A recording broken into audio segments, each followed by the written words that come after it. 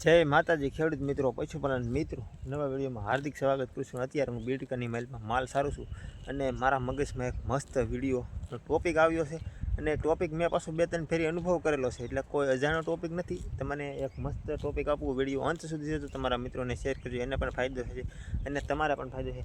તમારા મિત્રો આ વિડીયો જોયા પછી ડૉક્ટરને પૈસા નહીં દેવા પડે, એટલે તમે મોટો શક તો પડ્યો છે ને કે ડૉક્ટરને પૈસા નહીં દેવા પડે, તો એવો કયો ઉપાય છે?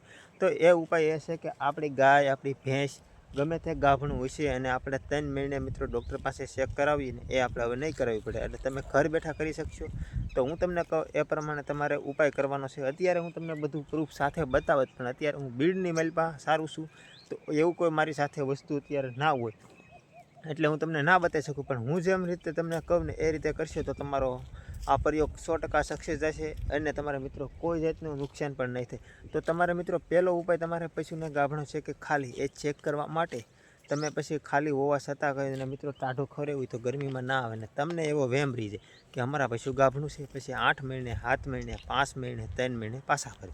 આ ઘણા બધાને મેં મિત્રો ઉપાય કર્યો નથી, પણ આ મેં ઘણા જગ્યાએ આવું બનાવ જોયેલો છે, એટલે હું તમને કહું છું. તો તમારે પણ જો આવું થતું હોય તો તમારે ખબર પડી જશે. ભલે તમે ગમે તે ખવડાવો પણ તમને 3 મહિને ખબર પડી જશે ગાભણું છે કે ખાલી. તો હવે હાલો આપણે ઉપાયની શરૂઆત કરીએ. બહુ મોડું નથી કરવું, નકર તમને મજા નહીં આવે, એટલે મોટો થોડોક વિડીયો થશે.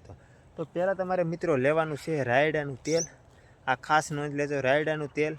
ને તમારી ભેંસને ચેક કરવી તો ભેંસ, ગાયને ચેક કરવી તો ગાયને. એ ખાસ વસ્તુ કે સવારમાં તમારે એનું મિત્રો પેશાબ લેવાનું છે અને એ પેશાબ હાવ સવારનું લેવાનું છે, કેમ કે તાત્કાલિકનું હોય છે ને તો રિઝલ્ટ મળશે, નકર તમને ખબર નહીં પડે. એના માટે તાત્કાલિક હોય તો તાજું તમારે સવારનું પેશાબ લેવાનું છે. કાંઈ નીણ ન કરી હોય એ પહેલાંનું. નીણ કર્યા પછીનું તમે લેશો તો એનો કોઈ મિનિંગ નથી.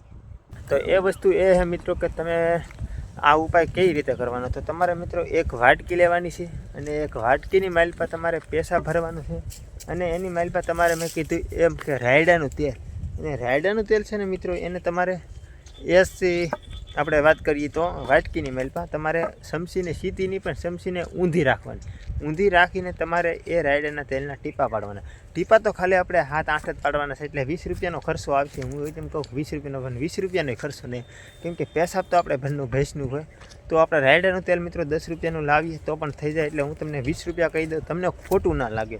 તો 20 રૂપિયાનો ઉપાય છે. તો તમારે ડૉક્ટરને તમારા પશુને ચેક કરાવો તો મને કોઈ વાંધો નથી, પણ તમારા પશુને ડખોળી નાખે છે અને પછી ગાભ રાખવામાં બીજા વેતરને તકલીફ પડે છે. એના માટે મારે આ ઉપાય દેશી બને ત્યાં સુધી મેં કીધું બનાવું, તમારા સુધી રજૂ કરું. તો એ મિત્રો ઉપાયને મેં કીધું એવી રીતે કે તમારે સવારનું લેવાનું, રાયડાનું તેલ લેવાનું અને મેં કીધું એ ભૂલ નહીં કરવાની. હાલ, તો એ ભૂલ નહીં કરતા ને કે તમારા પછી ઊંધું થઈ જશે. એટલે તમારે એ કરશો એટલે તમે વાટકીની માઇલ પાસે જોશો ને તો તમારો પશુ જો ગાભણા જે કોઈ છે ને તો એ પેશાબવાળું છે ને આમ આપણું તેલ એ રાયડાનું એ ઉપર તરશે નહીં. કેવું કે ગાભણું છે તો એ તેલ તરશે નહીં, ને જો ગાભણું હોય છે તો એ તેલ તમારું જામશે પેશાબની સાથે. અને જો તમને એમ થાય કે અમારું તેલ જામ્યું નથી તો તમારા પશુને મારા અનુભવ પ્રમાણે એ ખાલી રહેવાની શક્યતા રહેશે. તો આ હતો આપણો ઉપાય. તો કેવો લાગ્યો ઉપાય એ ચોક્કસપણે કોમેન્ટ કરજો. મળીશું કોઈ નવા વિડીયો સાથે. બધાને જય દ્વારકાધીશ, હર હર મહાદેવ. થોડોક તમારા ભાઈને સપોર્ટ કરતા રહેજો. તમારા ભાઈને વિડીયો બનાવવાની મજા આવે તો થોડોક સપોર્ટ કરતા રહેજો મિત્રો. મળીશું નવા વિડીયો.